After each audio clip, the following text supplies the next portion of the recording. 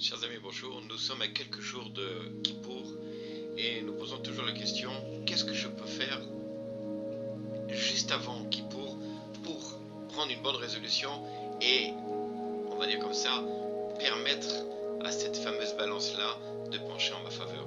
Alors je vais raconter une petite histoire du Or-Zarou. Le Or-Zarou, il rapporte comme ça dans son Chelek Bet, dans sa deuxième partie, dans les lois de Shabbat,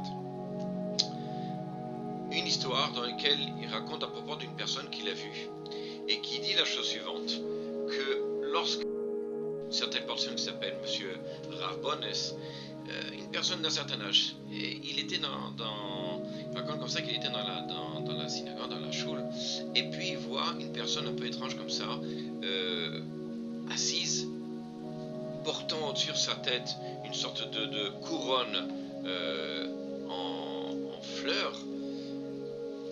Et il a peur, il veut partir parce qu'il dit ça on dirait un démon. Et ensuite il lui demande, mais tu n'es pas quelqu'un qu'on a enterré?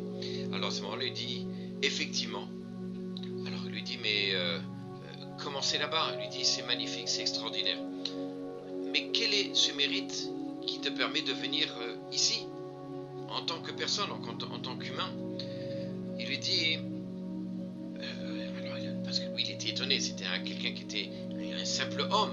Alors il lui dit comme ça, en fait, par une seule mérite, j'ai pu avoir le Gan Eden, le paradis. Et c'est pour ça que je suis venu pour te le dire. Simplement parce que chaque fois, je venais dans la synagogue et je faisais les brachot avec joie, avec envie, à voix haute.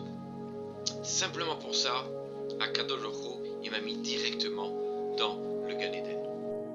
Alors il lui dit, mais à quoi sert cette couronne de fleurs? Il lui dit simplement parce que dans ce monde-ci, l'odeur est tellement putride que j'ai besoin de mettre cette couronne-là de fleurs pour avoir toujours une bonne odeur.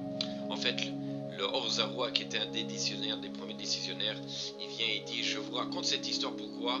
Pour que vous compreniez encore une fois combien est important de faire une bracha à voix haute et de façon douce et belle, on mérite directement